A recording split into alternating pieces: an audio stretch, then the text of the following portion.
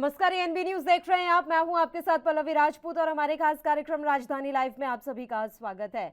और राजधानी लाइव की हम शुरुआत करेंगे राजधानी दिल्ली की खबर के साथ। नेशनल हेराल्ड समाचार पत्र से जुड़े कथित धनशोधन के एक मामले में कांग्रेस की अंतरिम अध्यक्ष सोनिया गांधी से ईडी की पूछताछ कुछ और दिनों के लिए टल गई है। पार्टी की तरफ से जानकारी दी गई है कि कोरोना से जूझ रही सोनिया गांधी को डॉक्टरों ने आराम करने की सलाह दी है, जिसके कारण वह कुछ सप्ताह तक ईडी के समक्ष पेश नहीं हो पाएंगी। ईडी ने उनका अनुरोध स्वीकार भी कर लिया है। कांग्रेस नेता जयराम रमेश ने ट्वीट किया, क्योंकि उन्हें कोविड और फेफड़ों के संक्रमण के कारण अस्पताल में भर्ती होने के बाद घर पर आराम करने की सख्त सलाह दी गई थी, इसलिए कांग्रेस अध्यक्ष सोनिया गांधी ने ईडी को पत्र लिखकर अपनी उपस्थिति को कुछ हफ्तों के लिए स्थगित करने की मांग की है, जब तक कि वह पूरी तरह से ठीक नहीं हो जाती।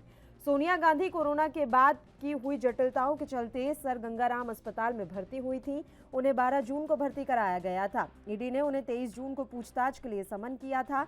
ईडी ने सोनिया गांधी को पहले 8 जून के लिए समन किया था, लेकिन कोरोना संक्रमित होने के कारण वे तब पेश नहीं हो सकी थी। पार्टी महासचिव जयराम रमेश ने बताया कि डॉक्टरों ने उन्हें घर पर ही आराम करने की सलाह दी है।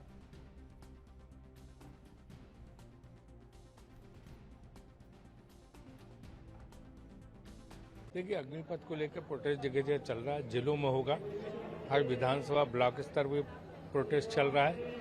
यहाँ का जो प्रोटेस्ट है वो अभी ईडी के ने 50-55 घंटा राहुल जी ने वहाँ पे लगाए और जितना वो टाइम चाहते थे उससे ज़्यादा टाइम उन्होंने दिया, पूरा कोऑपरेट किया उन लोगों के साथ। तो आंदोलन की रूपरेखा आगे बनेगी, लेकिन एक अभी अग्निपथ पे आंदोलन चल रहा है। देखिए, राहुल जी ने हमेशा देश को सर्वोपरि माना है, देश की समस्याओं को उठाते रहे हैं, चाहे वो नौजवान की समस्या हो, चाहे वो व्यापारियों की समस्या हो, चाहे हमारे विदेश नीति की बात हो, चाहे किसानों की समस्या की बात हो, चाहे महिलाओं की समस्याओं की बात हो, वो समय हमेशा उठाते रहे। आज भी उन्होंने ये कहा कि ये कितना भी कुछ भी कर ले, मैं डरने वाला नहीं हूँ, इसलिए मुझे इनसे कोई घबराने की किसी को आवश्यकता नहीं है। लेकिन हमारे लिए जो मुद्दा है कि 2 करोड़ युवाओं को रोजगार देने का वादा जो मोदी जी ने प्रधानमंत्री बनने से पहले किया था, आज उस युवाओं को नौकरी देने में 8 साल लगा दिए और अब जब देने का वक्त आया, दोबारा 2 साल बाद में चुनाव में जाना है, तो ये सेना में जो संविदा से भर्ती करने का काम करके सेना को कमजोर कर रहे हैं, देश को कमजोर कर रहे हैं, देश की सुरक्षा को कमजोर करने का काम कर रहे हैं। युवाओं के साथ इन्होंने विश्वासघात किया है। उस मुद्दे के साथ में हम युवाओं के साथ। और इस खबर पर तमाम जानकारी के साथ राजधानी दिल्ली से हमारे संवाददाता राजीव तिवारी इस समय लाइव जुड़ गए हैं। सीधा उन्हीं का रुख कर लेते हैं। राजीव, सोनिया गांधी को आज पूछताछ के लिए बुलाया गया था, लेकिन उन्होंने पत्र लिखकर अनुरोध किया था कि ईडी कुछ दिनों के लिए ये पूछताछ टाल दे, क्योंकि उनकी तबीयत ठीक नहीं है। बड़ी बात यह है कि ईडी ने उनका अनुरोध स्वीकार कर लिया। अब कोई जानकारी मिल पाई है कि कब उनसे अगली बार पूछताछ होनी है, और राहुल गांधी से कितनी पूछताछ हो चुकी है और अभी तक क्या कुछ निकलकर सामने आया? देखिए, बिल्कुल लगभग कह सकते हैं कि ईडी के समक्ष सोनिया गांधी को आज पेश होना था, मगर कल ही जिस तरीके से सोनिया गांधी के द्वारा एक पत्र लिखा गया था ईडी को और लगातार ये भी मांग की गई थी कि अभी वो पूरी तरीके से स्वस्थ नहीं हुई है, क्योंकि कोरोना पॉजिटिव की वजह से वो सर गंगाराम अस्पताल के अंदर जो थी वो एडमिट थी और उसको वहां पर इलाज भी चल रहा था, मगर उनको डिस्चार्ज भी कर दिया गया। वहां से छुट्टी जरूर मिल चुकी है, मगर वो अपने घर पे रहे। मगर यहाँ पर बात करें जिस तरीके से सोनिया गांधी के द्वारा जो पत्र के अंदर ये कहा गया कि कुछ समय के लिए उनको ईडी कार्यालय नहीं बुलाया जाए, यानी कि कुछ हफ्ते के लिए उनको छूट मिल चुकी है। और यहाँ तक कि ईडी कार्यालय की बात करें तो यानी कि ईडी की तरफ से भी जो पत्र था वो स्वीकार कर लिया गया है, यानी कि अब कुछ हफ्तों के लिए सोनिया गांधी को उपस्थित नहीं होना पड़ेगा। मगर अभी डेट डिसाइड नहीं की गई है कि ईडी के समक्ष जो है वो सोनिया गांधी कब उपस्थित होंगी, मगर जैसे ही उनकी पूरी तरीके से स्वस्थ होने की जानकारी मिलेगी ईडी को, तो उसी तरीके से उनको बुलाया जाएगा। मगर यहाँ बात करें राहुल गांधी की, तो राहुल गांधी से लगातार पिछले 5 दिनों से पूछताछ जारी है और लगभग 50 घंटे से ज्यादा की पूछताछ जो है पिछले 5 दिनों के अंदर की जा चुकी है। मगर सोनिया गांधी की बात करें तो सोनिया गांधी को पहले 8 जून को नोटिस दिया गया था कि 8 जून को उनको पेश होना है ईडी कार्यालय में, मगर वहां पर वो उपस्थित नहीं हो पाई थी, क्योंकि कोरोना पॉजिटिव की वजह से उनका इलाज होने की वजह से कहीं ना कहीं उनको अस्पताल में भर्ती कराया गया था, जिसकी वजह से वो ईडी के समक्ष नहीं पेश हुई। मगर राहुल गांधी की बात करें तो राहुल गांधी जिस तरीके से लगातार पिछले 5 दिनों से ईडी कार्यालय बार बार जा रहे हैं, बार बार उनसे पूछताछ की जाती है, सवाल जवाब का सिलसिला जो है वो लगातार जारी है। मगर जी। कार्यकर्ता जो है वो कहीं ना कहीं इस कार्रवाई को लेकर कहीं ना कहीं नाराज होते हुए नजर आए, और यहाँ तक कि ये भी कहा गया कि ईडी है वो केंद्र सरकार के इशारे पर काम कर रहा है। कांग्रेस पार्टी को कमजोर करने की कोशिश की जा रही है, उनकी छवि को बिगाड़ने की कोशिश की जा रही है। मगर देखना होगा इस मनी लॉन्ड्रिंग केस के अंदर कितने बड़े सबूत जो है वो ईडी के द्वारा ईडी के पास है, और ईडी जो है सवालों की जो बौछार कर रहा है राहुल गांधी से, वही बौछार जो सोनिया गांधी के लिए भी की जा सकती है। मगर देखना होगा सोनिया गांधी कब ईडी के समक्ष पेश हो पाएंगी, और जैसे ही जानकारी मिलेगी कि वो पूरी तरीके से स्वस्थ हो चुकी है तो उनको ईडी कार्यालय बुलाया जाएगा। मगर कांग्रेस कार्यकर्ता जो है वो लगातार कहीं ना कहीं सड़कों पर उतरते हुए नजर आए, और कांग्रेस कार्यालय की बात करें तो वहां पर भी कहीं ना कहीं प्रदर्शन देखने को मिला। लगातार प्रेस वार्ता की जा रही है, लगातार कहीं ना कहीं ईडी की कार्रवाई को कहीं ना कहीं गलत भी ठहराया जा रहा है। मगर देखना होगा ईडी किस तरीके से अपनी जानकारी जुटा पाती है और कितने बड़े सबूत उनके हाथ में लग पाते हैं पूछताछ के जरिए। मगर देखना होगा दोनों ही तरफों से कहीं ना कहीं पूछताछ जरूर की जाएगी, चाहे वो राहुल गांधी हो या फिर सोनिया गांधी हो। जी राहुल गांधी ने भी मोहलत मांगी है कि अभी उनकी मां बीमार हैं और वो उन्हीं के साथ रहना चाहते हैं, तो क्या उन्हें मोहलत दी गई है कि अब अगली बार उनसे पूछताछ कब होगी? वो लगातार चाह रहे हैं कि वो सोनिया गांधी के साथ रहें कुछ दिनों। देखिए, बिल्कुल सही कहा आपने। राहुल गांधी की बात करें तो राहुल गांधी बार बार ईडी से गुहार लगा रहे हैं कि उनको उनकी जो मां है वो बीमार है, इसकी वजह से उनको अभी ईडी कार्यालय नहीं बुलाया जाए, और इसी को जी। लेकर पहले भी 3 दिन की छूट जो है वो ईडी की तरफ से दी गई थी।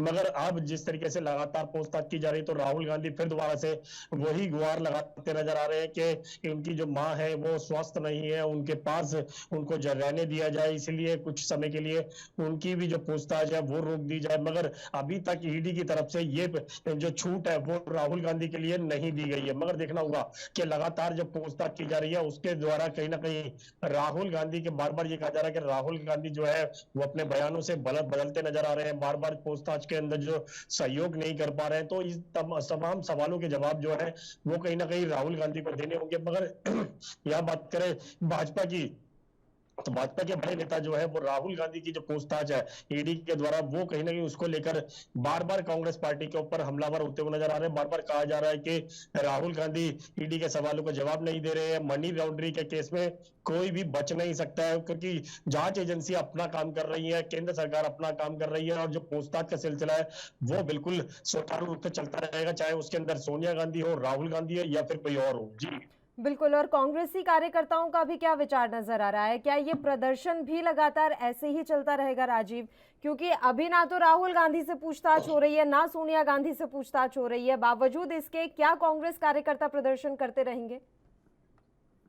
देखिए, बिल्कुल सही कहा आपने। यहाँ पर बात करें कांग्रेस कार्यकर्ताओं की या फिर कांग्रेस के बड़े नेताओं की, वो लगातार जरूर प्रदर्शन करते हुए नजर आए। मगर कल जो पूछताछ हुई थी उसमें प्रदर्शन नहीं किया गया, परसों जो पूछताछ की गई थी उसमें भी प्रदर्शन नहीं किया गया। सिर्फ कांग्रेस कार्यालय के अंदर जाकर प्रेस वार्ता करके माध्यम से ही कहीं ना कहीं ईडी की कार्रवाई को घेरने की कोशिश की, केंद्र सरकार के ऊपर हमलावर रहे।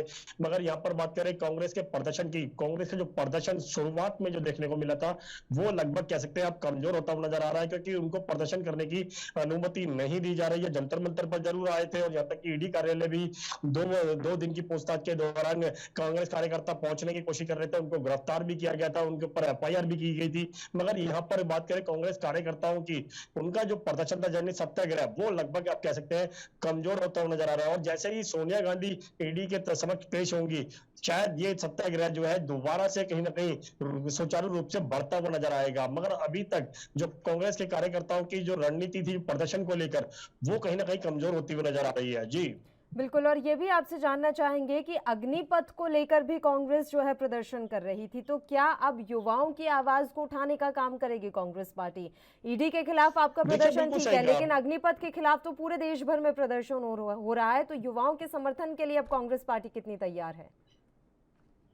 देखिए बिल्कुल सही कहा आपने। यहाँ पर बात करें कांग्रेस के प्रदर्शन की, तो कांग्रेस जिस तरीके से सत्याग्रह को लेकर यानी कि ईडी की कार्रवाई को लेकर सत्याग्रह करने की कोशिश कर रही थी, और उसी दौरान पे कहीं ना कहीं अग्निपथ योजना आ जाती है, जिसका कहीं ना कहीं युवा विरोध करते हैं, और उसी युवाओं के समर्थन में कांग्रेस पार्टी फिर दोबारा से खड़ी होती नजर आती है। यानी कि उनके पास दो दो मुद्दे मिल चुके हैं, ईडी को लेकर और यानी कि अग्निपथ को लेकर। मगर यहाँ पर बात करें अग्निपथ को लेकर, तो युवाओं के साथ बिल्कुल कांग्रेस पार्टी खड़ी होती नजर आ रही है। लगातार उनके लिए कहीं ना कहीं आवाज भी उठाई जा रही है, और यहाँ भी ये भी कहा जा रहा है राहुल गांधी के द्वारा भी, या फिर कांग्रेस के बड़े नेताओं के द्वारा भी ये भी कहा जा रहा है कि अग्निपथ योजना है वो केंद्र सरकार कह सकते हैं जानबूझ के लेकर आई है, और कहीं ना कहीं केंद्र सरकार के रणनीति के द्वारा कहीं ना कहीं केंद्र सरकार के ऊपर हमलावर भी होते नजर आ रहे हैं। युवाओं को कहीं ना कहीं दबाने की बात की जा रही है, और ये भी कहा जा रहा है कि युवाओं को कहीं ना कहीं चौकी जो 4 साल के बाद में उनको चौकीदार बड़े वहां पे घरों के बाहर खड़ा किया जाएगा। तो सब तमाम जो मुद्दे हैं वो कहीं ना कहीं जरूर लगाए जा रहे हैं, आरोप भी लगाए जा रहे हैं। मगर कांग्रेस की बात करें या फिर कांग्रेस के बड़े नेताओं की बात करें या फिर उनके प्रदर्शन की बात करें,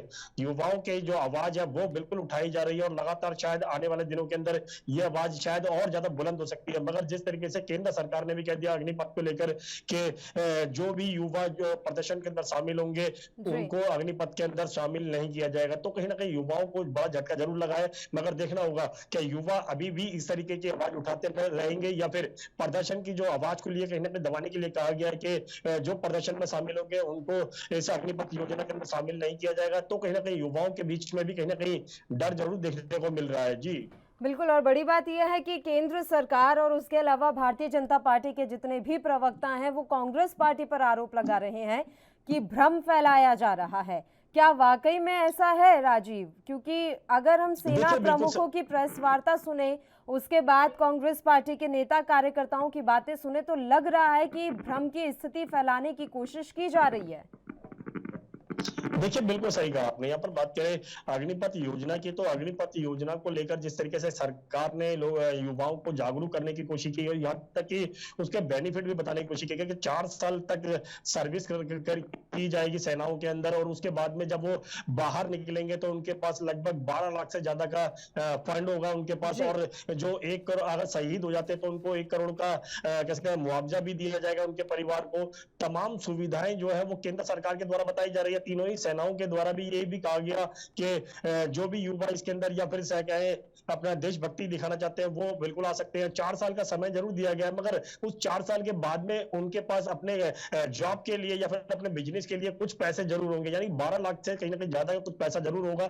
तो ये सोचिए कहीं ना कहीं केंद्र सरकार जरूर कोशिश कर रही है, और कहीं ना कहीं उनको सीआरपीएफ में या फिर कहे किसका और सेनाओं में कहीं ना कहीं भर्ती भी करने की बात की जा रही है। मगर युवा जो है वो कहीं ना कहीं शायद गुमराह होते हुए नजर आ रहे हैं, क्योंकि अभी तक जो कहा जा रहा है कि युवाओं को कहीं ना कहीं चौकीदार बनाया जाएगा, इस तरीके की जो बयानबाजी है वो कहीं ना कहीं कांग्रेस की तरफ से बिल्कुल देखने को मिल रही है। और लगातार प्रदर्शन के माध्यम से भी कहीं ना कहीं ये कहा जा रहा है कि देश के युवाओं को चौकीदार बनाया जाएगा। तो इस तरीके की जो कोशिश है वो कहीं ना कहीं शायद भ्रम फैलाने के लिए ही की जा रही है, और कांग्रेस पार्टी इसको लेकर लगातार कहीं ना कहीं आवाज उठाती नजर आ रही है। मगर युवाओं की बात करें तो युवा कहीं ना कहीं इस बात से सहमत नहीं है कि उनको चौकीदार बनाया जाएगा, या फिर 4 साल के बाद में वो जब निकलेंगे तो उनके आगे समय होगा नहीं होगा, यानी कि फ्यूचर क्या किस तरीके से होगा। क्योंकि लगभग कह सकते हैं 23-24 साल के बाद में जब वो निकलेंगे सेना के बाहर से, तो कहीं ना कहीं उनके पास काफी समय होगा, उम्र का भी तकाजा होगा, क्योंकि उम्र भी इतनी ज्यादा नहीं है। तो लगातार कहीं ना कहीं बिजनेस भी कर सकते हैं, जॉब भी कर सकते हैं, अपना व्यापार भी कर सकते हैं, और उसके लिए केंद्र सरकार की तरफ से यह भी कहा जा रहा है कि उनको कैसे पैसा भी उपलब्ध कराया जाएगा ताकि वो अपना बिजनेस कर सके, या फिर कहे और सुविधाएं भी मिल पाएंगी।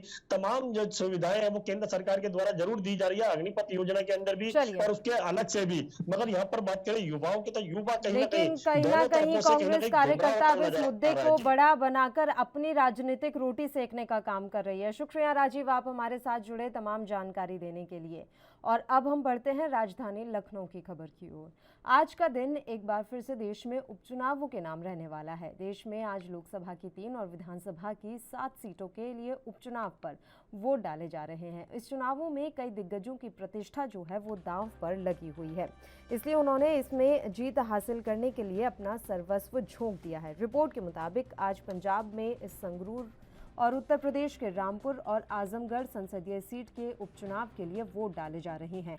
वहीं जिन विधानसभा सीटों पर आज वोटिंग हो रही है उनमें दिल्ली की राजेंद्र नगर और झारखंड की मदार सीट शामिल है।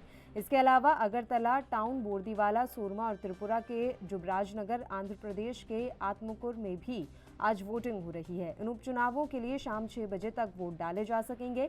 इन उपचुनावों का रिजल्ट 26 जून को आएगा। इन उपचुनावों के नतीजों से हालांकि केंद्र या किसी राज्य सरकार पर कोई असर नहीं पड़ेगा, लेकिन इससे जनता के बदलते मूड का एहसास जरूर होता है। इसलिए सभी पार्टियां इन उपचुनावों में जीत के लिए पूरा जोर लगा रही हैं। रामपुर संसदीय सीट का चुनाव आजम खान के इस्तीफे की वजह से हो रहा है। वे सांसद रहते हुए यूपी असेंबली के चुनाव में जीते थे, जिसके बाद उन्होंने लोकसभा सीट से देकर वहां से अपने भरोसेमंद को सपा का टिकट दिलवा दिया। अब वे उसे जीत दिलाने के लिए पूरा जोर लगाए हुए हैं।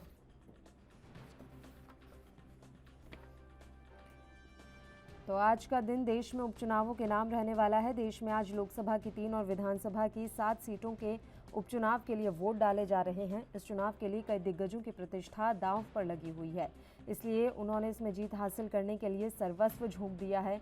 आज पंजाब में संगरूर और उत्तर प्रदेश के रामपुर व आजमगढ़ संसदीय सीट के उपचुनाव के लिए वोट डाले जाएंगे। वहीं जिन विधानसभा सीटों पर आज वोटिंग हो रही है उनमें दिल्ली की राजेंद्र नगर और झारखंड की मदार सीट शामिल है।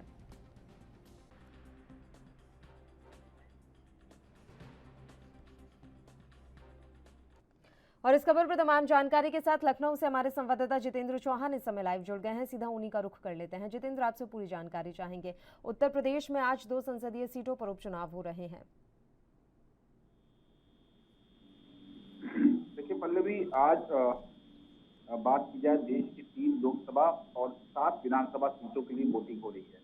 सुबह 7 बजे से वोटिंग शुरू हो गई है। और उत्तर प्रदेश की बात की जाए तो उत्तर प्रदेश की 2 और पंजाब की 1 लोकसभा को लेकर कहीं ना कहीं मतदान हो रहा है। 7 बजे से मतदान शुरू हो गया है।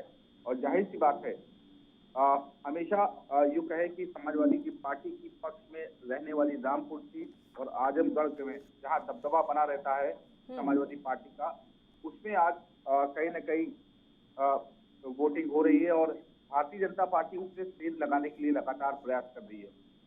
वहीं बात की जाए सभी सीटों पर सुबह 7 सुरक्षा व्यवस्था का इंतजाम है।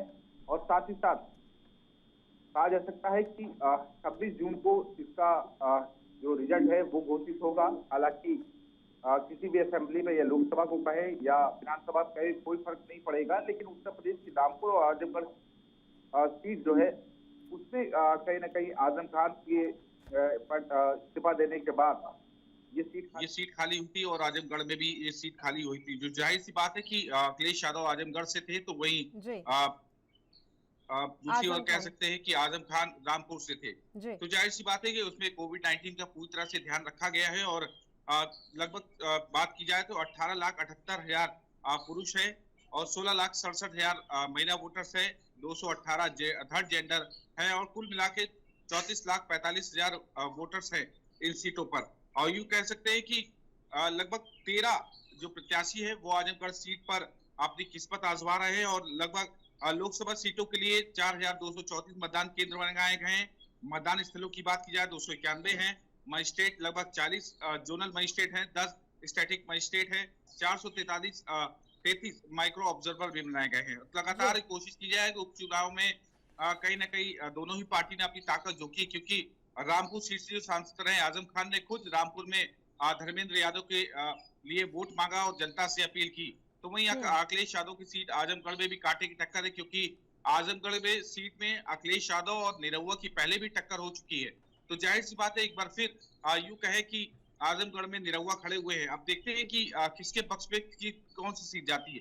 हालांकि कोई फर्क नहीं पड़ता है इन चुनावों के नतीजे आने के बाद, लेकिन ये जो कहा जा सकता है कि इससे लोकसभा का मूड वो है, वो जनता से यूं कहे कि आगे चुनाव जो लोकसभा के लेकर है और जो भी आगे चुनाव है उनका जनता का मूड पता चल जाएगा। 4 राज्यों में सबसे अधिक चुनाव होने वाले हैं। और वहीं क्यों हो रहा है चुनाव, क्योंकि आजम खान उस समय जेल में थे तो उन्होंने सांसदीय सीट छोड़ दी थी, फिर यूपी असेंबली में चले गए थे। आजमगढ़ में अखिलेश यादव ने छोड़ा था तो वो भी यूपी असेंबली में चले गए हैं। तो जाहिर सी बात है कि इन सीटों को देखते हुए ये आज वोटिंग हो रही है। सुबह 7 बजे से वोटिंग हो रही है, शाम 6 बजे तक ये वोटिंग होगी। और जरूर कहा जा सकता है कि जनता का आज मूड तय करेगा। और बड़ी संख्या में जो यूं कहे कि चर्चित प्रत्याशी हैं, आजमगढ़ से हो चाहे रामपुर से हो, वो उनकी जो किस्मत आज पेटी में बंद होगी। हालांकि और भी प्रत्याशी उनकी किस्मतें भी बंद होंगी, लेकिन यूं कहे कि पार्टी की साख दोनों ही ओर है, चाहे बीजेपी हो चाहे समाजवादी पार्टी, दोनों की साखें आमने सामने हैं। अब साख पर किसकी जीत होगी 26 तारीख को फिलहाल पता चलेगा पल्लवी। लेकिन ये जो कहा जा हवा सकता का है कि रुख क्या कुछ कह रहा है जितेंद्र, क्योंकि ये दोनों ही सीटें ऐसी हैं जो समाजवादी पार्टी का गढ़ मानी जाती रही हैं। अब इस गढ़ में सेंध लगाने में योगी आदित्यनाथ कामयाब हो पाएंगे। और बड़ी बात यह है कि क्या इस उपचुनाव के लिए बड़े दिग्गज नेताओं ने प्रचार किया था? देखिए, उत्तर प्रदेश के यूं कहे कि हिंदुत्व के फायरब्रांड नेता भी उत्तर प्रदेश के मुख्यमंत्री योगी आदित्यनाथ कहलाते हैं, और जाहिर सी बात है उन्होंने प्रचार प्रसार किया। दूसरी ओर अखिलेश यादव भी गए रामपुर से, यूं कहे आजम खान खुद वहां पर प्रचार किया धर्मेंद्र यादव को लेकर। तो जाहिर सी बात है कि दोनों की साख सामने, लेकिन ये जो कहा जाता है कि समाजवादी पार्टी का गढ़ है आजमगढ़ और रामपुर, और इसमें सेंध मारने के लिए भारतीय जनता पार्टी ने अपने प्रत्याशी खड़े किए हैं। अपने ही परिवार के धर्मेंद्र यादव को आजमगढ़ से खड़ा किया है।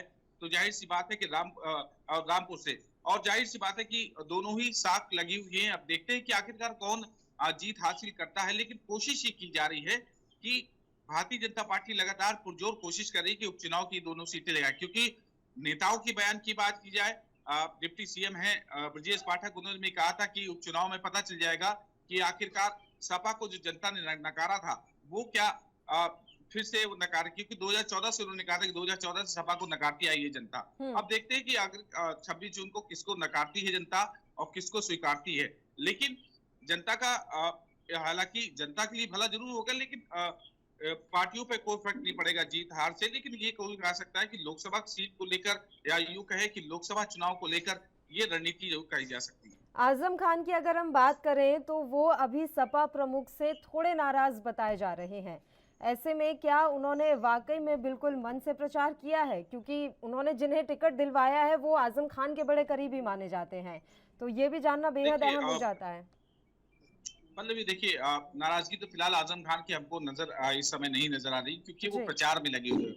और स्टार प्रचारकों में भी कह सकते हैं कि आजम खान को जगह दी गई है, स्टार प्रचारक रहे।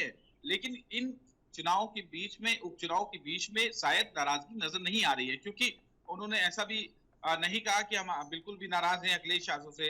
लेकिन नाराजगी मन में हो सकती है, लेकिन अभी फिलहाल उपचुनाव के बीच में प्रचार प्रसार के दौरान वो नजर नहीं आ रही है। लेकिन अब देखते हैं कि आज पहले जनता का मूड और जनता के मूड का फैसला क्या होता है 26 तारीख को, ये फिलहाल जनता तय करेगी। आजम खान पर जिस तरह के केस लगे, वो इतने दिन जेल में भी रहकर आए, क्या इन सब का जो असर है वो मिला जुला दिखेगा? क्या सिंपैथी वोट जो है मिल पाएगा आजम खान के प्रत्याशी को?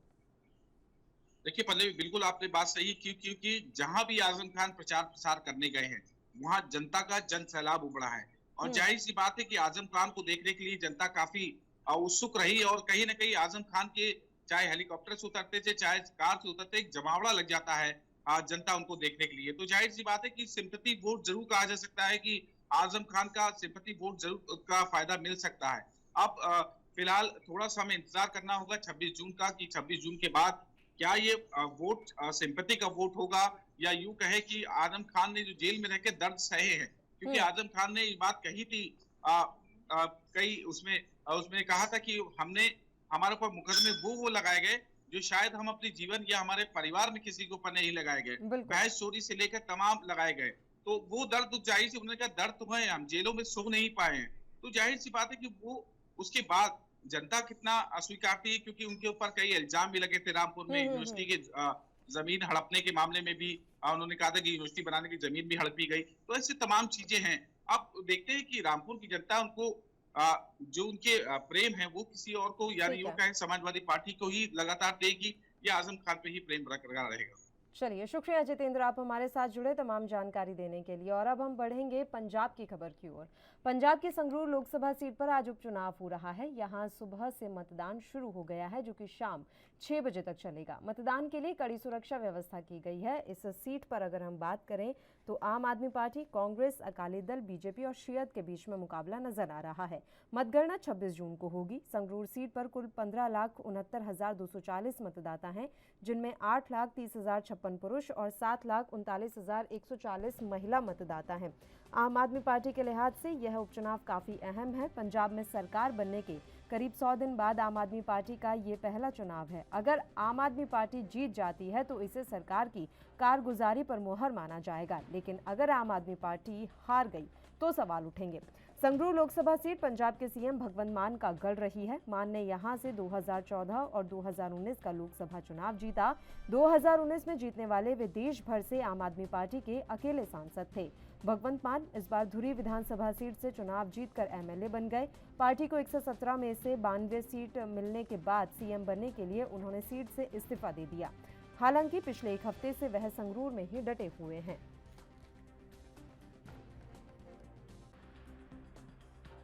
ਹੁਣ ਜਿਹੜੀ ਇਹ ਬਾਈ ਇਲੈਕਸ਼ਨ ਹੈਗੀ ਇਹ 3 ਜ਼ਿਲ੍ਹਿਆਂ ਦੇ ਵਿੱਚ ਹੈ, ਸੰਗਰੂਰ, ਮਲੇਰਕੋਟਲਾ ਪਲੱਸ ਬਰਨਾਲਾ। ਇਹਦੇ ਵਿੱਚ 9 ਅਸੈਂਬਲੀ ਕਨਸਟੀਟੂਐਂਸੀਜ਼ ਆਉਂਦੀਆਂ ਹੈਗੀਆਂ। ਸੰਗਰੂਰ ਦੀ 5, ਮਲੇਰਕੋਟਲਾ ਦੇ ਵਿੱਚ ਸਿਰਫ ਮਲੇਰਕੋਟਲਾ, ਅਮਰਗੜ੍ਹ ਨਹੀਂ ਹੈ, Amargarh false into Fatehgarh Sahib and ਬਰਨਾਲੇ ਦੀ 3 ਕਨਸਟੀਟੂਐਂਸੀਜ਼। ਇਹ 9 ਅਸੈਂਬਲੀ ਕਨਸਟੀਟੂਐਂਸੀਜ਼ ਇਹਦੇ ਵਿੱਚ ਪੈਂਦੀ ਹੈਗੀ। Total number of polling stations ਸਾਡੇ ਹੈਗੇ 1766 1766। ਇਹਦੇ ਵਿੱਚੋਂ ਟੋਟਲ ਨੰਬਰ ਆਫ ਵੋਟਰਸ ਹੈਗੇ 15,69,240 plus number of service voters ਹੈ 7,540। ਜਿਹੜੇ ਸਰਵਿਸ ਵੋਟਰਸ ਹੁੰਦੇ ਇਹਨਾਂ ਦੀ ਵੋਟਿੰਗ ਜਿਹੜੀ ਹੈਗੀ ETPVS ਰਾਹੀਂ ਹੁੰਦੀ ਹੈ, ਇਲੈਕਟ੍ਰੋਨਿਕ ਜਿਹੜਾ ਪੋਸਟਲ ਬੈਲਟ ਸਿਸਟਮ ਹੈ ਉਹਦੇ ਰਾਹੀਂ ਇਹਨਾਂ ਦੀ ਪੋਲਿੰਗ ਹੁੰਦੀ ਹੈ। ਇਸ ਤੋਂ ਇਲਾਵਾ ਇਸ ਚੋਣ ਦੇ ਵਿੱਚ total 16 candidates are in fray. 16 candidates 4 ਜਿਹੜੇ ਹੈਗੇ ਰਜਿਸਟਰਡ ਪੋਲੀਟੀਕਲ ਪਾਰਟੀਜ਼ ਚੋਂ ਚੋਣ ਲੜ ਰਹੇ ਹਨ, ਜਿਹਦੇ ਵਿੱਚ Bibi Kamaldeep Kaur from Shiromani Akali Dal, Kewal Singh Dhillon from BJP, Gurmel Singh from Aam Aadmi party, Dalbir Singh Goldy from Congress. 3 candidates are from registered but unrecognised political parties. Simranjit Singh Mann, SAD Amritsar, Hasan Mohammad Apni Ekta party, Jagmohan Singh people's party of India democratic. और इस खबर पर तमाम जानकारी के साथ पंजाब से हमारे संवाददाता अमित कुमार इस समय लाइव जुड़ गए हैं। अमित, आपसे पूरी जानकारी चाहेंगे संगरूर उपचुनाव के लिए। देखिए, मतलब अगर हम बात करें तो लगभग अगर इस बार अगर मैं वोटिंग की बात करते हैं तो 16 लाख के करीब वोटर्स की एक्सपेक्टेशंस है और इस बार कट्टे की टक्कर बताई जा रही है। ये सीट बहुत ज्यादा इम्पोर्टेंट है और इम्पोर्टेंट क्यों है, बल्कि इसके ऊपर जोर देने की जरूरत है क्योंकि पंजाब के मुख्यमंत्री भगवंत मान यहाँ से लगातार जीतते आए हैं, ये उनका गढ़ माना जाता है। पर वहीं अगर अब आप देखें कि गुरमेल सिंह जो यहाँ से इलेक्शन लड़ रहे हैं आम आदमी टिकट पर, उनको कड़े विरोध का सामना करना पड़ रहा है या फिर हम कहेंगे करंटली बहुत कड़ी टक्कर का सामना करना पड़ रहा है। इसका रीजन क्या है? पंजाब की कई सिचुएशन ऐसी आ चुकी हैं जिससे आम आदमी पार्टी को बड़े झटके लगे हैं, चाहे लॉ एंड ऑर्डर सिचुएशन की बात कर ले या फिर हम सिद्धू मूसेवाला मर्डर कांड की बात कर ले। इससे आम आदमी पार्टी को बड़ा झटका लगा है। तो वही जो प्रॉमिसेस थे वो कहीं ना कहीं अभी पूरी तरह से पूरे नहीं हो पाए। जो टेन्योर आम आदमी पार्टी से 3 महीने का है, उन्हें कड़ी टक्कर सभी पॉलिटिकल पार्टीज की तरफ से दिए, चाहे बीजेपी के केवल ढिल्लों की बात कर लूं या फिर कांग्रेस के दलबीर गोल्डी। तो यहाँ पे इससे पहले पिछली बार धूरी से वो जीते थे और यहाँ पे उनका पुराना दबदबा है। तो एक कड़ी फाइट यहाँ पे देखने मिल रही है। खुद हम बात करें कि सिमरनजीत सिंह भी यहाँ से लड़ रहे हैं तो कई ऐसे चेहरे हैं जो यहाँ पे लगातार लड़ रहे हैं। अकाली दल ने भी अपना सपोर्ट दिया है, जैसे हम कहें मनोज प्रज्वाना की सिस्टर्स को यहाँ से इलेक्शन लड़ाकर, और वो पंथक सपोर्ट की बात करें तो यहाँ की सीट एक तौर पर कह सकते हैं कि बहुत क्लोज कॉल पे आके खत्म होगी। पर सवाल यह है कि क्लोज किसको सपोर्ट करेगी? क्या अगर 2 चीजें हो सकती है, या तो एक बिल्कुल close neck to neck fight होगी या फिर आम आदमी पार्टी एक क्लियर विक्ट्री ले जाए, क्योंकि यहाँ से शुरू से ये हम कहें कि भगवंत मान जीते हैं। पर अगर close neck to neck fight पर बात जाती है, आज की वोटिंग बिल्कुल नेक टू नेक रहती है, तब सवाल ये हो जाएगा क्या लोग आम आदमी से नाखुश हैं? ये एक बड़ा कहीं ना कहीं मैसेज आपको नजर आया। तो इसी चक्कर में अगर हम कह सकते हैं कि आम आदमी पार्टी ने अपनी तरफ से यहाँ पर एड़ी चोटी का जोर लगाया कि दो मुख्यमंत्री के तौर पर हम कहेंगे पंजाब के मुख्यमंत्री भगवंत मान खुद दिल्ली के मुख्यमंत्री अरविंद केजरीवाल यहाँ पहुंचे थे, डिप्टी मुख्यमंत्री मनीष सिसोदिया, आम आदमी पार्टी के सभी विधायक, सभी कैबिनेट मंत्री यहाँ पर प्रचार करने के लिए पहुंचे। तो आप समझ सकते हैं कि संगरूर सीट के लिए आम आदमी पार्टी क्या अहमियत पर 2014 और 2019 इन दोनों चुनावों में आम आदमी पार्टी ने ही जीत दर्ज की थी, तो एक तरीके से संगरूर को गढ़ कहा जाता है आम आदमी पार्टी का। अमित, अब यहाँ पर सीधी टक्कर कौन दे रहा है आम आदमी पार्टी को?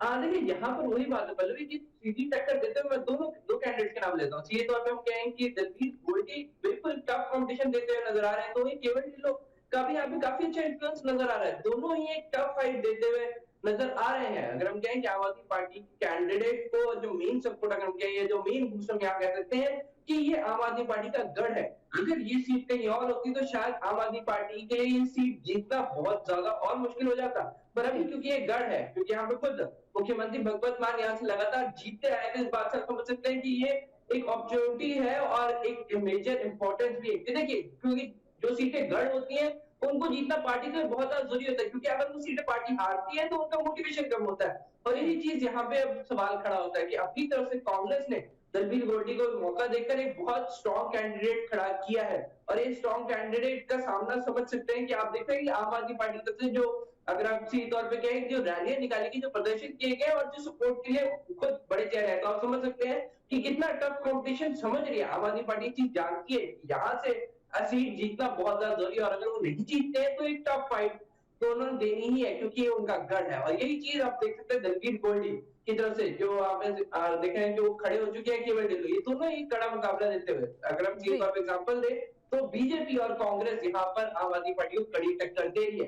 तो ये अगर हम कहें कि अकाली दल की तरफ से पंथक एकता की बात की गई है, मलवंत रजाना सिस्टर को अगर हम कहें कि टिकट दी गई है, और उनसे एक अपील है कि जो भी चाहते हैं कि हमारे बंदी सिंह रिहा हो वो रजाना की सिस्टर को सपोर्ट करें, वो ये चाहते हैं कि वो कमलजीत कौर को सपोर्ट करें, उनको जिताएं, ताकि वो आगे जाकर लोकसभा में जाकर अमित अपनी अभी बात तुरंत रखें लौट कि रहे हैं, बंदी आपके सिंह पास प्रतिक्रियाएं लगातार आ रही हैं, वो सुनाते हैं।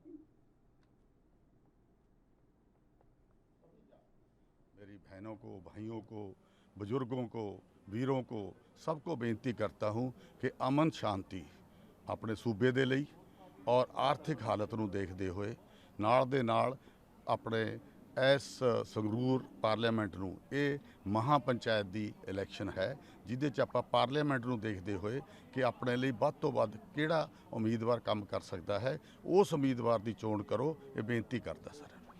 क्या मुद्दे हैं आपके लिए?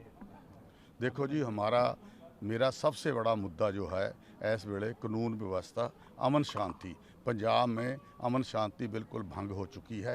लोग बहुत से डरे हुए हैं, हर रोज़ कत्लेआम हो रहा है, लोग अपने आप को सेफ महसूस नहीं कर रहे। तो दूसरी हमारी जो आर्थिक हालत है वो बहुत बुरी तरह ख़त्म हो चुकी है। लोगों को चिंता है कि इसका सिर्फ के सिर्फ जो ठीक कर सकती है वो केंद्र सरकार, नरेंद्र मोदी जी की भारतीय जनता पार्टी वो ही कर सकती है। अपने भविष्य ਨੂੰ देखते हुए ਤਾਂ कि ਵੱਡੇ ਵੱਡੇ ਪ੍ਰੋਜੈਕਟ ਆ ਸਕਣ, ਵੱਡੀਆਂ ਇੱਥੇ ਆਪਣਾ ਇੰਡਸਟਰੀ ਆ ਸਕੇ, ਵੱਡੇ ਪ੍ਰੋਜੈਕਟ ਆ ਸਕਣ, ਆਪਣੇ ਇਸ ਸੂਬੇ ਦੇ ਵਿੱਚ ਖਾਸ ਕਰਕੇ ਸੰਗਰੂਰ ਪਾਰਲੀਮੈਂਟ ਦੇ ਵਿੱਚ ਵਿਕਾਸ ਹੋ ਸਕੇ ਔਰ ਵੱਡੇ ਵੱਡੇ ਪ੍ਰੋਜੈਕਟ ਲਿਆ ਸਕੀਏ। ਇਸ ਕਰਕੇ ਕੇਂਦਰ ਦਾ ਜਿਹੜਾ ਨੁਮਾਇੰਦਾ ਹੈ, ਬਾਕੀ ਜਿਹੜੇ ਨੁਮਾਇੰਦਿਆਂ ਨੂੰ ਤੁਸੀਂ ਵੋਟ ਪਾਓਗੇ ਉਹ ਕੇਂਦਰ ਦੇ ਨੁਮਾਇੰਦੇ ਨਹੀਂ, ਉਹ ਕੁਝ ਲਿਆ ਨਹੀਂ ਸਕਦੇ। ਜੇ ਆਪਾਂ ਕੇਂਦਰ ਦੇ ਵੋਟ ਪਾਵਾਂਗੇ ਜਿਹਦਾ ਕਿ ਨਿਸ਼ਾਨ ਕਮਲ ਦਾ, ਉਸ ਨੂੰ ਵੋਟ ਪਾਓ ਤਾਂ ਕਿ ਤੁਹਾਡੇ ਲਈ ਕੁਝ ਲਿਆ ਸਕੇ।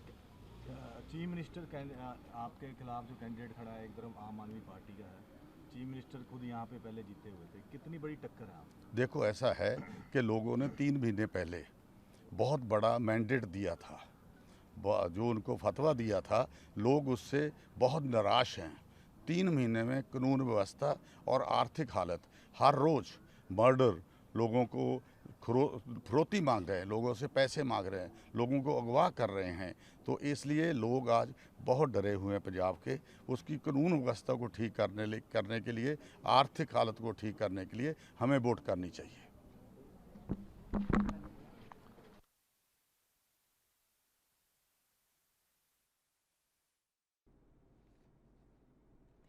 और चलिए एक बार फिर से अमित का हम रुख कर लेते हैं। हमारे संवाददाता लगातार हमारे साथ बने हुए हैं। अमित, एक तरीके से देखा जाए तो ये पंजाब सरकार के 100 दिन के लिए बड़ा चुनौती यहाँ पर है। 100 दिन का रिपोर्ट कार्ड एक तरीके से पेश हो जाएगा कि जनता कितनी खुश है भगवंत मान से।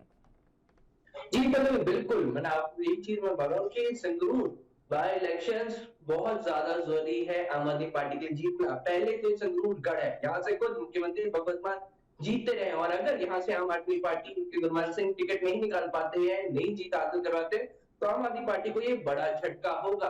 दूसरी तरफ अगर यही बात अब लोगों का झटका करना कि हारने का कारण क्या रहना है, हारने का कारण वही है कि 3 महीने में आम आदमी पार्टी की तरफ से जो वादे पूरे नहीं हुए, जो लॉ एंड ऑर्डर सिचुएशन की हालत खराब हुई है, जो सिद्धू मूसेवाला को मर्डर हुआ है, क्योंकि यहाँ पे यूथ इन्फ्लुएंस बहुत ज्यादा है, तो कहीं ना कहीं उन सभी फैक्टर्स को उनकी हार का कारण है। और इस चीज को शायद आम आदमी पार्टी समझती है और इस चीज के लिए वो लगातार टैकल करने की कोशिश कर रही है कि किसी तरीके से ये सीट निकाली जाए, क्योंकि थोड़ा टाइम चाहिए। कोई भी सरकार जब नहीं बनती है उन्हें थोड़ा टाइम पीरियड चाहिए होता है खुद को असेम्बलेट करने के लिए, खुद को अपने काम को जोर से करने के लिए। पर आम आदमी पार्टी शुरू से ये चीज दिखाती है कि हम पहले दिन से काम कर रहे हैं, तो हम पहले दिन से काम करने की रणनीति शायद कहीं ना कहीं बैकफायर होती हुई नजर आ रही है, क्योंकि जो आम जनता एक्सपेक्टेशन है उनकी एक्सपेक्टेशन बहुत ज्यादा है आम आदमी सरकार से, वो पूरी अभी तक नहीं होती हुई नजर आ रही है। और इसका शायद संगूर बाई इलेक्शन में उनको खामियाजा भुगतना पड़ सकता है, पर कोशिश पूरी की जा रही है। हर एक पॉलिटिकल पार्टी ने अपनी तरफ से पूरा जोर लगा दिया, चाहे मैं कांग्रेस की बात करूं, चाहे आम आदमी पार्टी का लोग, हम खुद अकाली दल की या फिर बीजेपी तक की बात करें, सबकी तरफ से यहाँ पे पूरा जोर लगाया गया है। अभी देखना होगा कि आज संगरूर के करीब 16 लाख वोटर्स किसको अपना डिसीजन में चुनते हैं।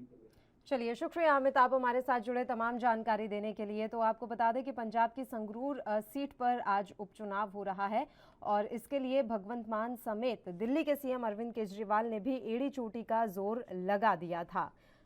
वोटिंग लगातार यहां पर जारी है और इस सीट पर आम आदमी पार्टी, कांग्रेस, अकाली दल, बीजेपी और शियत के बीच मुकाबला है। मतगणना 26 जून को होगी। संगरूर सीट पर कुल 15,69,240 मतदाता हैं, जिनमें 8,30,056 पुरुष और 7,39,140 महिला मतदाता हैं। आम आदमी पार्टी के लिहाज से यह उपचुनाव काफ़ी अहम है। पंजाब में सरकार बनने के करीब 100 दिन बाद आम आदमी पार्टी का यह पहला चुनाव है। अगर आम आदमी पार्टी जीत जाती है तो इसे सरकार की कारगुजारी पर मुहर माना जाएगा और अगर आम आदमी पार्टी हार गई तो सवाल उठेंगे।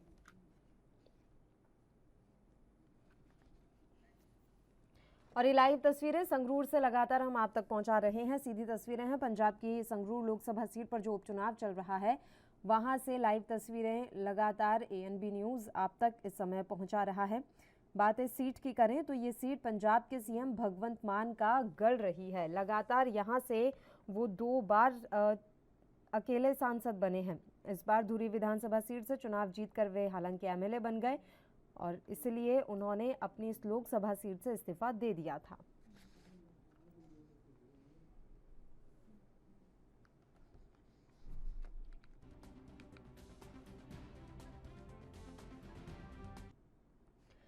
चलिए, देश की आर्थिक राजधानी मुंबई की खबर का रुख कर लेते हैं। महाराष्ट्र में सियासी संकट के बीच एक तरफ शिवसेना सांसद संजय राउत ने कहा है कि उद्धव ठाकरे इस्तीफा नहीं देंगे और दूसरी ओर सीएम उद्धव ठाकरे सरकारी आवास वर्षा छोड़कर अपने निजी आवास मातोश्री शिफ्ट हो चुके हैं। सूत्रों के मुताबिक उद्धव अब मातोश्री से ही कामकाज संभालेंगे। इससे पहले उन्होंने फेसबुक लाइव पर भावुक होते हुए कहा था कि उन्हें सीएम पद की लालसा नहीं है और वह इस्तीफा देने को तैयार हैं। सरकारी आवास खाली करके उद्धव ठाकरे अपने समर्थकों और विधायकों को सांकेतिक इशारा दे रहे हैं कि उन्हें मुख्यमंत्री पद की लालसा नहीं है। शिवसेना के वरिष्ठ नेता एकनाथ शिंदे की बगावत के बाद महाराष्ट्र सरकार पर लगातार संकट के बादल मंडरा रहे हैं। एकनाथ शिंदे ने सरकार पर सवाल उठाते हुए चिट्ठी लिखी जिसमें 34 विधायकों के हस्ताक्षर भी हैं। इसके बाद उद्धव ठाकरे ने फेसबुक लाइव कर महाराष्ट्र की जनता को संदेश दिया। उद्धव ठाकरे ने कहा था कि अगर उनके विधायक ही नहीं चाहते कि वह पद पर रहें तो वह इस्तीफा देने को तैयार हैं। उद्धव ने यह भी कहा था कि वह सीएम आवास तक छोड़ने को तैयार हैं।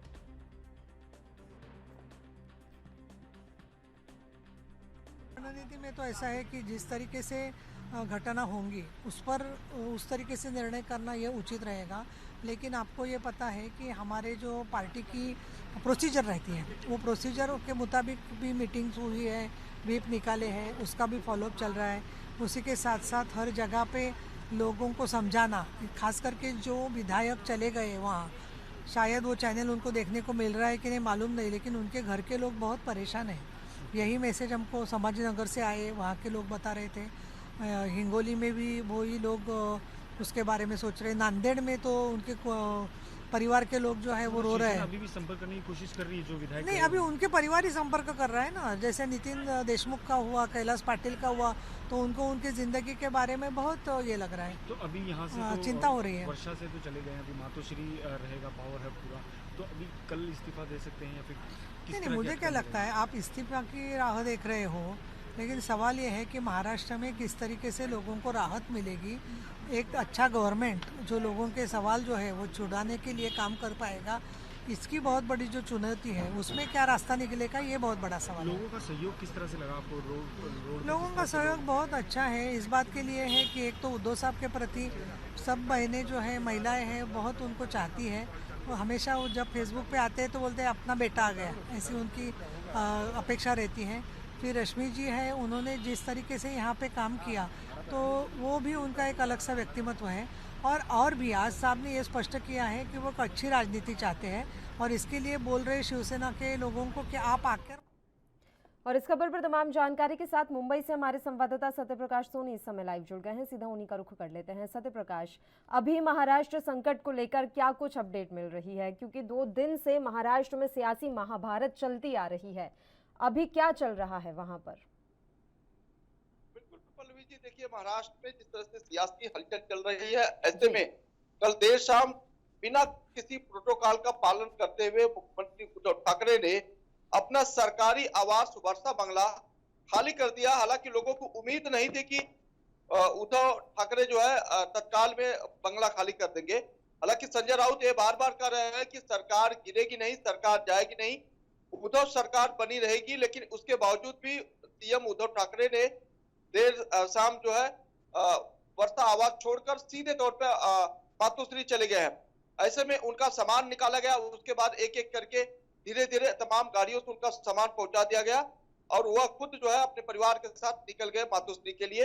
इस बीच तमाम सैनिक वर्षा बंगले के बाहर धरना आंदोलन करते रहे या मांग करते रहे कि सीएम को रोका जाए, उद्धव ठाकरे आगे बढ़ो, हम तुम्हारे साथ हैं, इस तरह की नारेबाजी की गई। लेकिन उसके बावजूद सीएम जो है वहां से निकल गए। लेकिन प्रोटोकॉल ये कहता है कि अगर सीएम आवाज छोड़ते हैं तो सबसे पहले सीएम को या तो इस्तीफा देना पड़ेगा या तो विधान सभा में बताना पड़ेगा कि वह खाली करने वाले हैं और उसका पटपट या उसका उद्देश्य क्या है। लेकिन उसे खाली कर दिया गया। संजय राउत ये बार बार कर रहे हैं कि ऐसा कुछ भी नहीं है, वह मातोश्री से आगे की सरकार चलाएंगे। लेकिन यह पूरा फैसला जो है एकनाथ शिंदे के एक पत्र के बाद लिया गया है, क्योंकि एकनाथ शिंदे ने एक पत्र भेजा है जिसमें बताया है कि तब तक वह वापसी नहीं करेंगे जब तक महाविकास अघाड़ी में बने एनसीपी और कांग्रेस को शिवसेना से अलग नहीं किया जाएगा, क्योंकि ये दोनों घटक दलों ने अपने आप को खुद को फायदा पहुंचाने का काम किया है, बाकी शिवसेना को भारी नुकसान हुआ है। तो यानी कि वह चाहते हैं कि शिवसेना में रहें, लेकिन शिवसेना में 2 घटक ये नहीं चाहिए, इस तरह की बातें सामने आई। ये पत्र जो सामने आया है, इस पत्र पर भी सवाल उठ रहे हैं और उसके अलावा उद्धव ठाकरे ने अपील की कि आप आइए मुझसे बात कीजिए, उसके बाद हम आगे का फैसला लेंगे। सत्यप्रकाश, अब बात ये समझ में नहीं आ रही है कि आदित्य ठाकरे अपने बायो से मंत्री पद हटा देते हैं, वो मातोश्री शिफ्ट हो जाते हैं, उसके बाद ये पत्र सामने आता है, आखिर चल क्या रहा है? क्या वाकई में उद्धव ठाकरे आज इस्तीफा दे देंगे और क्या वाकई में ये संभव है कि महाविकास अघाड़ी से एनसीपी और कांग्रेस अलग हो जाए और भारतीय जनता पार्टी के साथ गठबंधन हो? बिल्कुल देखिए, हालात इस तरह का ही बन रहा है, क्योंकि जिस तरह से वर्षा बंगला खाली किया गया, आदित्य ठाकरे ने अपने प्रोटोकॉल के रहते हुए भी उन्होंने मंत्री पद हटा दिया है। राउत बार बार कह रहा है कि सरकार गिरेगी नहीं, सरकार में उद्धव ठाकरे मंत्री सीएम बने रहेंगे। उसके बावजूद भी जिस तरह से पत्र आता है, ये साफ जाहिर करता है कि शिवसेना के ऊपर कितना बड़ा दबाव चल रहा है। चाहे तो शिवसेना इस दबाव को झेलने में नाकामयाब हो रही है या फिर शिवसेना एक नए तरीके से एकनाथ शिंदे को समझाने की कोशिश कर रही है कि आप समझिए। हालांकि उद्धव ठाकरे ने अपने फेसबुक लाइव में सीधे तौर पर कह दिया कि एकनाथ शिंदे चलिए, बिल्कुल इस खबर पर हम पल पल की अपडेट आपसे लेते रहेंगे। सत्यप्रकाश, इस समय के लिए धन्यवाद, आप हमारे साथ जुड़े, तमाम जानकारी आपने हमारे साथ साझा की। हिमाचल प्रदेश की खबर का रुख करते हैं। राष्ट्रपति चुनाव को लेकर गुरुवार से नॉमिनेशन प्रक्रिया शुरू होने वाली है। इसे लेकर प्रदेश बीजेपी के सभी विधायकों को चंडीगढ़ पहुंचने का आदेश पार्टी हाईकमान की तरफ से जारी कर दिया गया है। विधायकों को चंडीगढ़ आने के लिए कहा गया है। वहीं हम आपको जानकारी दे दें कि संसदीय कार्य मंत्री सुरेश भारद्वाज ने तमाम आदेश जारी कर दिए हैं और उन्होंने ये कहा है कि विपक्ष का उम्मीदवार किसी भी सूरत में जीत दर्ज नहीं कर सकता। ऐसे में विपक्ष को एक ट्राइबल महिला के विरोध में सांकेतिक तौर पर उम्मीदवार खड़ा नहीं करना चाहिए। फारूक अब्दुल्ला और बालकृष्ण गांधी ने राष्ट्रपति उम्मीदवार बनने से मना कर दिया। विपक्ष को इसी बात को समझ जाना चाहिए कि ट्राइबल महिला को बिना किसी शर्त समर्थन देना चाहिए। संसदीय कार्य मंत्री सुरेश भारद्वाज ने कहा कि प्रधानमंत्री नरेंद्र मोदी ने हर वर्ग को प्रतिनिधित्व देने वाले अपने निर्णय को एक बार फिर से सही साबित किया है।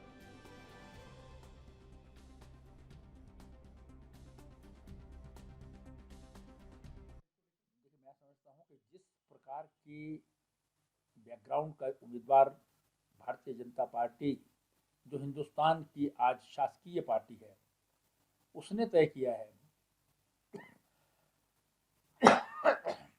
उसको सबका समर्थन प्राप्त होना चाहिए। जब उनको मालूम है कि उनका प्रत्याशी जो है वो जीत नहीं सकता, केवल मात्र जो है वो सांकेतिक रूप से जो है वो चुनाव में किसी को उम्मीदवार बनाएं, ये उपयुक्त नहीं होगा। गोपाल कृष्ण गांधी, फारूक अब्दुल्ला जी और इससे पूर्व शरद पवार, इन सब ने जो है वो विपक्ष का उम्मीदवार जो है वो इसी कारण से जो है वो बनने से मना भी किया है। जब इतनी बड़ी बैकग्राउंड के लोग जो हैं वो ये समझते हैं कि भी हम चुनाव नहीं जीत सकते, हमें नहीं लड़ना चाहिए, तो बिना किसी कंट्रोवर्सी के एक ट्राइबल और महिला को अपना समर्थन देना चाहिए।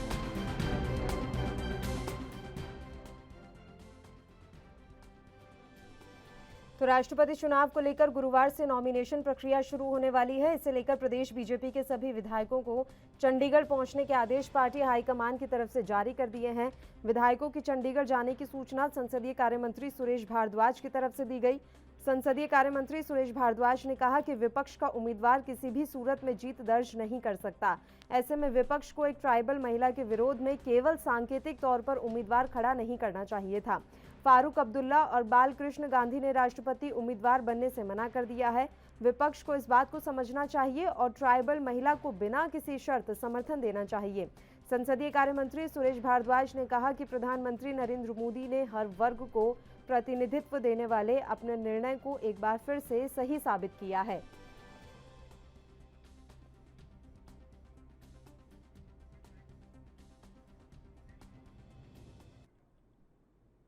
और इस खबर पर तमाम जानकारी के साथ हिमाचल प्रदेश ब्यूरो चीफ टीना ठाकुर जी इस समय हमारे साथ लाइव जुड़ गई हैं। उनका रुख कर लेते हैं। टीना जी, आपसे पूरी जानकारी चाहेंगे। आज हिमाचल प्रदेश बीजेपी विधायक दल की बैठक होनी है, कितने बजे ये बैठक होगी, कहां पर ये बैठक होगी और बैठक के पीछे का उद्देश्य क्या है?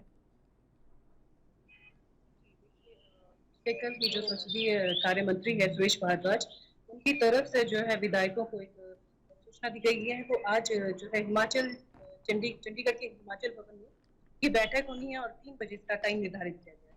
इससे पहले जो है शिमला में एक सम्मेलन भी भाजपा जो त्रिदेव सम्मेलन आयोजित करते हैं शिमला संसदीय क्षेत्र का यहाँ होना। उसके बाद जो है सारे विधायकों को और सांसदों को जो तुरंत जो हिमाचल भवन है वहाँ पे 3 बजे से पहले पहुंचने के जो सूचना है वो संसदीय कार्य मंत्री सुरेश भारद्वाज ने।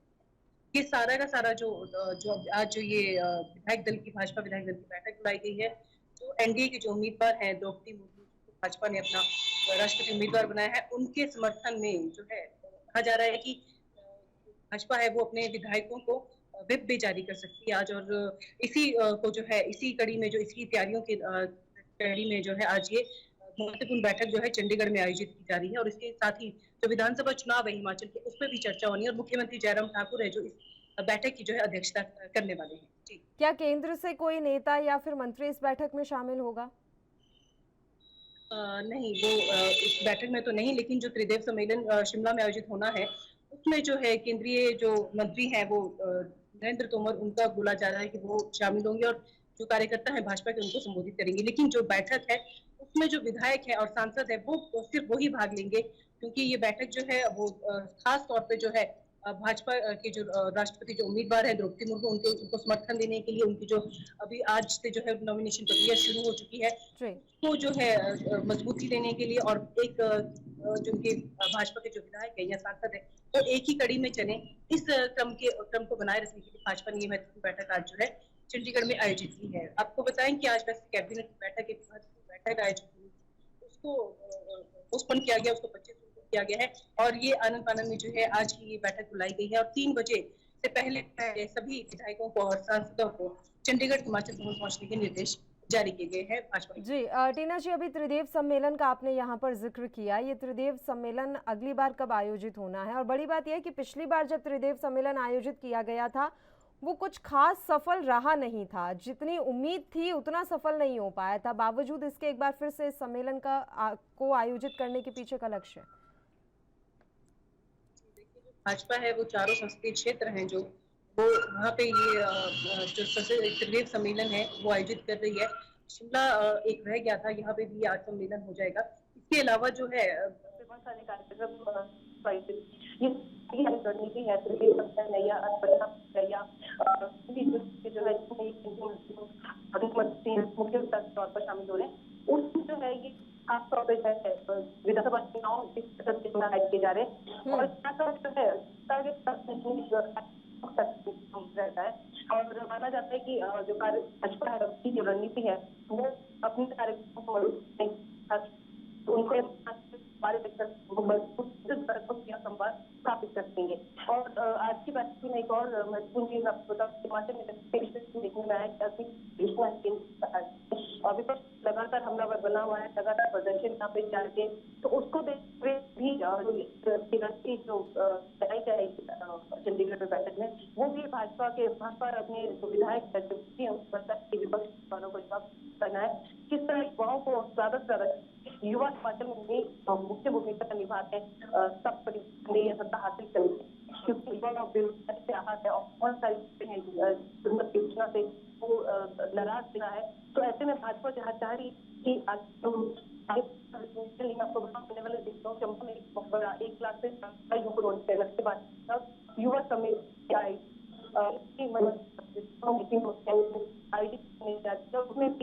प्रधानमंत्री मोदी वो किस तरह करने वाले तो ऐसे में आप देखेंगे कि भाजपा हर पहलू पे नजर रख रही है कि कहाँ पर उनका विरोध हो रहा है, कहाँ किस तरह की रणनीति अपनानी है। वो हर तरह की जो रणनीति उसको बना के उसको साथ चल रही है। बीजेपी विधायक दल की बैठक के कारण कैबिनेट की बैठक को स्थगित किया गया है। जानकारी मिल पाई है कि ये कैबिनेट की बैठक अगली बार कब आयोजित होगी और इस बार की बैठक में सरकार कौन से प्रस्ताव ला सकती है जो हिमाचल की जनता के लिए कामगार हो? क्योंकि भाजपा खुद भी जानती है जो सरकार है कि बहुत कम समय चुनावों को रह गया है, इसीलिए ये जो आज कैबिनेट बैठक होनी थी बहुत महत्वपूर्ण मानी जा रही थी। माना जा रहा था बहुत बड़ी नौकरियों का जो पिटारा है वो इसमें खुलेगा, बेरोजगारों के लिए रोजगार के क्योंकि साधन होंगे। क्योंकि अभी आपको बताऊं कि पिछले ही दिनों अभी 2-4 दिन पहले ही मुख्य सचिव है जो हिमाचल के रामचंद्र सिंह, उन्होंने जो विभिन्न जो विभाग है हिमाचल के सरकारी विभाग है उनसे सबसे आंकड़ा लिया था कि बताएं कि हमारे पास कितने रिक्त पद खाली हैं, क्योंकि ये प्रधानमंत्री नरेंद्र मोदी का निर्देश था सभी राज्यों को कि जो आपके पास रिक्त पद खड़े हैं या रिक्त पद खाली पड़े हैं उनको जल्द से जल्द भरा जाए। तो ऐसे में आप देखेंगे कि हिमाचल ने ये सबसे गंभीरता से सबसे पहला कदम उठाते हुए सबसे पहले ये डाटा मंगवाया है सारे उससे विभागों से कि कहाँ और कितनी पोस्टें किस विभागों में कैसे खाली हैं। और आप देखेंगे कि ये जो आज जो बैठक होनी थी 25 जून को, यानी कि एक दिन बाद ये परसों आयोजित होगी और इसमें जो है विभिन्न विभागों में जो अभी जो ये शाखा जो बना रहे थे रोजगार किस तरह से हिमाचल में युवाओं को देना है, उसमें जो है महत्वपूर्ण एक कैबिनेट बैठक में सबसे महत्वपूर्ण एजेंडा ही एक जो रिक्त पद है उनको भरने का रहने वाला है। इसके अलावा जो है शिक्षा के कई जो चंबा है या सिरमौर है, कई क्षेत्रों में जो हायर एजुकेशन में जो बदलाव करने हैं या वहाँ पे जो चेंजेस चाहिए वो इस बैठक में होने वाले हैं। और उसके अलावा जो विभिन्न पॉलिसियां हैं जैसे उद्योगों को लेकर एक पॉलिसी भी सूचित की गई है, ये आपको बताएं जैसे ड्रोन पॉलिसी उसको लेकर भी इसमें महत्वपूर्ण चर्चा इस कैबिनेट में होगी। चलिए, शुक्रिया टीना जी, आप हमारे साथ जुड़े तमाम जानकारी देने के लिए। तो राष्ट्रपति चुनाव को लेकर गुरुवार से नॉमिनेशन प्रक्रिया शुरू होने वाली है। इसे लेकर प्रदेश बीजेपी के सभी विधायकों को चंडीगढ़ पहुंचने के आदेश पार्टी हाईकमान की तरफ से दे दिए गए हैं। बढ़ते हैं राजधानी देहरादून की खबर की ओर। उत्तराखंड सचिवालय से जारी खाद्य आपूर्ति विभाग में डीएसओ के ट्रांसफर के आदेश निरस्त कर दिए गए हैं। खाद्य आपूर्ति मंत्री रेखा आर्य की ओर से आदेश पत्र जारी करते हुए कुछ ही घंटों के भीतर सभी डीएसओ के तबादले निरस्त कर दिए गए। पत्र में साफ तौर पर कहा गया है कि जो भी स्थानांतरण के आदेश जारी हुए हैं उनके बारे में संबंधित मंत्री से पूछा ही नहीं गया। बुधवार सुबह सचिवालय से एक ट्रांसफर ऑर्डर जारी हुआ जिसमें मंत्री रेखा आर्य के खाद्य आपूर्ति विभाग में डीएसओ के तबादले किए गए। इसके अलावा तमाम जनपदों से डीएसए को इधर से उधर किया गया था। इस ट्रांसफर लिस्ट में सचिव सचिन कुर्वे के हस्ताक्षर हैं, लेकिन लिस्ट जारी हुए कुछ ही घंटे बीते थे कि मंत्री रेखा आर्य की तरफ से सभी तबादलों को निरस्त कर दिया गया। दर्ज किए क्या था पूरा मामला? देखिए, खाद्य आयुक्त के द्वारा कुछ 1-2 दिन पहले जनपद नैनीताल के डीएसओ का ट्रांसफ़र करने का मामला मेरे संज्ञान में आया और संज्ञान में आने के साथ में निश्चित रूप से बहुत आश्चर्य का विषय है कि आयुक्त द्वारा जो है अपने मंत्री से अनुमोदन न लेना, ये अपने आप में एक बहुत बड़ा प्रश्न चिन्ह लगता है। और साथ साथ में किसी प्रकार की कोई सहमति ना लेना, यह भी अपने आप में बहुत चिंतनीय प्रश्न लगता है। तो इससे साफ दिखता है कि उसकी हठधर्मिता अपनी जगह पर बनी हुई है। इसके साथ साथ में जब मुझे इस बात की जानकारी मिली, मैंने उनके इस आदेश को निरस्त करने का आदेश जो है वह उनको भेजा। इसके साथ साथ में चीफ सेक्रेटरी को भी इससे अवगत कराया और इसके साथ साथ में माननीय मुख्यमंत्री जी को भी इस प्रकरण से अवगत कराया। अवगत कराने के उपरांत में लगातार फॉलोअप में जहां हमने ये कहा कि आप 2 दिन के अंतर्गत जो है इसके स्पष्टीकरण दें, तो खाद्य आयुक्त द्वारा ना तो आया गया, ना ही स्पष्टीकरण दिया गया और ना ही उस आदेश के क्रम में कोई कार्यवाही की गई। निश्चित रूप से ये अपने आप में बहुत दुर्भाग्यपूर्ण है और बिजनेस ऑफ रूल के ठीक विपरीत है, ट्रांसफ़र एक्ट के विपरीत है। और अभी आज हम देखते क्या हैं, आज अचानक एक आदेश हमको दिखाई पड़ता है। वह आदेश यह है कि वह पूरे प्रदेश भर के डीएसओ के ट्रांसफ़र करते हैं। 20 तारीख को मीटिंग अपर आयुक्त की अध्यक्षता में एक मीटिंग आहूत की जाती है कि 22 तारीख को एक मीटिंग होगी और 22 तारीख को ही एक मीटिंग होती है 10 बजे और 10 बजे मीटिंग होने के साथ में पूरे प्रदेश भर के डीएसओस के ट्रांसफ़र कर दिए जाते हैं और कर दिए जाने के साथ में 12-20 तक, मतलब उसमें आश्चर्य की बात है कि आयुक्त भी साइन कर ले। और इस खबर पर तमाम जानकारी के साथ देहरादून से हमारे संवाददाता अस्करी जाफरी इस समय फोन लाइन पर जुड़ गए हैं। अस्करी, आपसे पूरी जानकारी चाहेंगे। डीएसओ के तबादले निरस्त किए गए हैं। बड़ी बात यह है कि इन तबादलों के बारे में संबंधित मंत्री रेखा आर्य को ही जानकारी नहीं थी। क्या वाकई में सरकार और प्रशासन के बीच अब समन्वय पूरी तरीके से खत्म होता हुआ दिख रहा है? अस्करी, देखिए पता नहीं, जिस तरह से ये प्रकरण सामने आया है जिसमें खुद खाद्य मंत्री रेखा आर्य और खाद्य आयुक्त सचिन कुर्वे आमने सामने नजर आ रहे हैं, क्योंकि जिस तरह से अपनी बात मीडिया के सामने रख रही हैं मंत्री रेखा आर्य, खाद्य मंत्री रेखा आर्य, साफ तौर से कहा है कि ये रूल ऑफ बिजनेस का भी उल्लंघन है और ट्रांसफर एक्ट का भी उल्लंघन है। तो कहीं ना कहीं ऐसा समझा जा रहा है कि ऐसा देखा भी गया है कि जिस तरह से मुख्य सचिव को खुद पत्र लिखा है खाद्य मंत्री रेखा आर्य ने, तो ऐसा माना जा रहा है कि सरकार और प्रशासन के बीच कहीं ना कहीं समन्वय में कमी है। कहीं ना कहीं जो कोऑर्डिनेशन एक होता है सरकार और प्रशासन के बीच, उसमें कहीं ना कहीं कमी नजर आ रही है, क्योंकि 20 जून को बिना जिनके पास ही पोर्टफोलियो है, जिनके पास ही विभाग है, खाद्य विभाग, खाद्य मंत्री है रेखा आर्य, उनकी इजाजत के बिना ये ट्रांसफर किए जाते हैं, तो कहीं ना कहीं ये संदेहास्पद बात है। और एक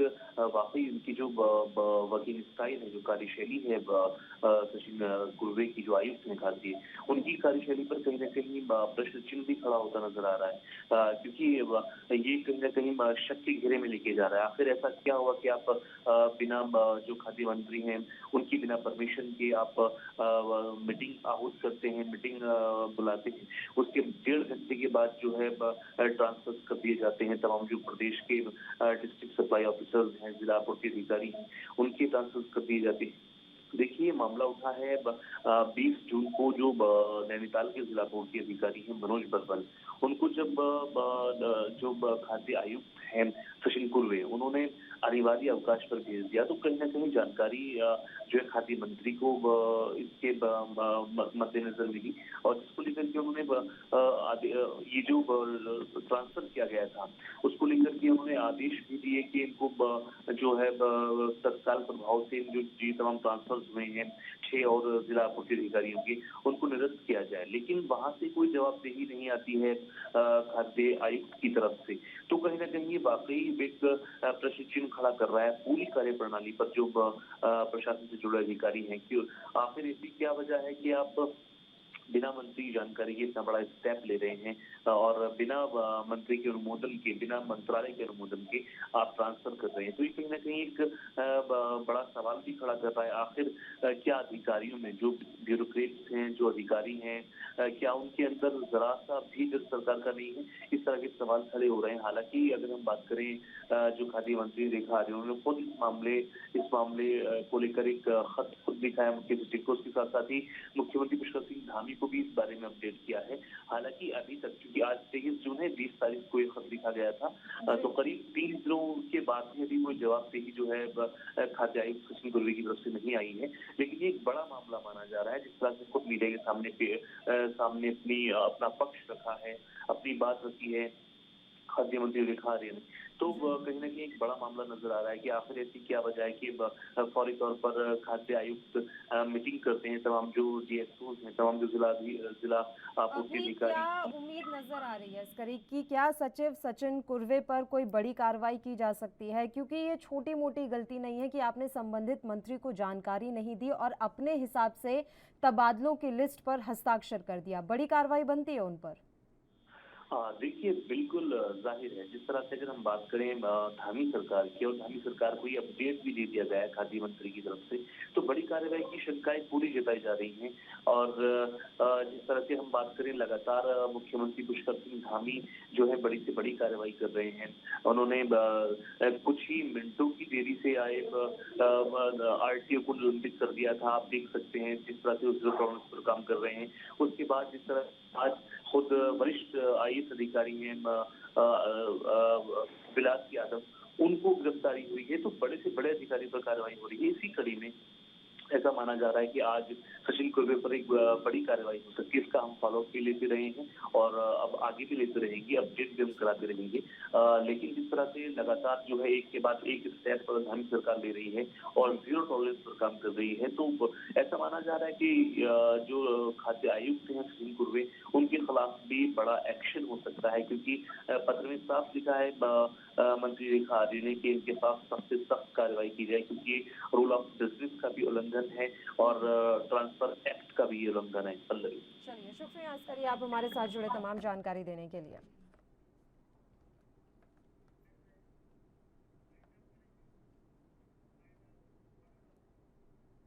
और इसी के साथ राजधानी लाइव में फिलहाल के लिए इतना ही। मुझे दीजिए इजाजत। देश और प्रदेश के तमाम ताज़ा खबरों के लिए आप बने रहिए हमारे साथ। नमस्कार।